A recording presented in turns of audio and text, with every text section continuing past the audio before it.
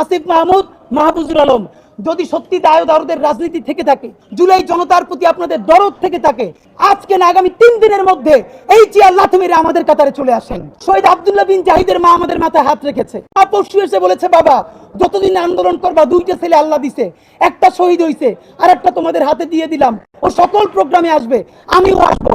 বিচার না কইরা আল্লাহর কসম তোমরা রাস্তা থেকে ছাড়বা না। আমরা ওয়াদা করেছি বাংলাদেশে গণহত্যার বিচার হবে, এর আগে আমরা ছাড়বো না।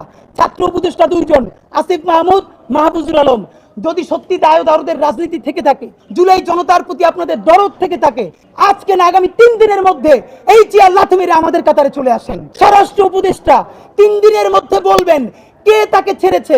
যদি আপনার কোনো দায় না থাকে আপনি ক্লিয়ার করবেন। নতুন প্রপাগান্ডা ছড়ানো হচ্ছে কি চুপ্পু জানে। আপনাকে বলি, চুপ্পুকে কারা রেখে দিয়েছে কম বেশি আমরা জানি। চুপ্পুকে রাখার একটা রাজনীতি হলো আমরা যত কাজ সবাই মিলে করব, একজন তো লাগবে যার উপর চাপাই দেওয়া যায়, সেই ছেলেটা হইলো ক্লাসের, আছে না? টিচার বেশি যখন টাইম ক্লাস নিয়ে ফেলে, এরপর তার কেউ বলে না, একটু বোকাশোকা তারে দিয়ে বলায়, ছাইরে দিলেও ভালো, আর যদি ধমক খায় তাইলেও ও খাক। চুপ্পু হলো সেই ক্লাসের ছেলেটা। এর মানে তুমি যাইতেও পারবা না। আমরা সবাই মিলে যখন কোনো কাজ করব, কারো দায় দেওয়ার জন্য পাবো না, তখন বলবো এটা রাষ্ট্রপতির অফিস দিয়ে বলছে, ভয়েস নাই। চুপ করে যারা রাখছে তাদেরকে আমাদেরকে বের করতে হবে। সেইটা যদি বিএনপি হয় তাহলে বিএনপি কে জনপ্রতিরোধের শিকার হইতে হবে। সেইটা যদি জামাত ইসলামী হয়, জামাতকে জনপ্রতিরোধের শিকার হইতে হবে। আমাদের এনসিপির ভাইদেরকে জিজ্ঞেস করি, জুলাই জনতাকে নিয়ে তোমরা একটা দল করতে পারো নাই কেন? জবাব দাও। কেন আজকে 2-3টা দল হইতেছে? তোমরা একটা করছো, শুক্রবার আরেকটা হবে, পরশু আরেকটা হবে, কেন? তোমরা কেন একা একা মাস্টার মাইন্ড হইতে গেলে আমারে বলো। তোমরা কেন বললো না এই আন্দোলনের মাস্টার মাইন্ড 18 কোটি জনগণ? তোমরা কেন বলো না এই আন্দোলনের মাস্টার মাইন্ড সেই শহীদ আনাস, ওয়াসিম, মুগ্ধ, সকলে মাস্টার মাইন্ড, আমরা সবাই জুলাইয়ের খাদেম। নতুন শুরু করছে, কতদিন বলে এই আমার ইমাম, কতক্ষণ বলে ও আমার ইমাম। আমরা জানাই এই জুলাইয়ে বাংলাদেশে কোনো ইমাম নাই, এই জুলাই হয়েছে উপরে আল্লাহর রহমতে, আর আমরা 18 কোটি জনগণ এই জুলাইয়ের খাদেম।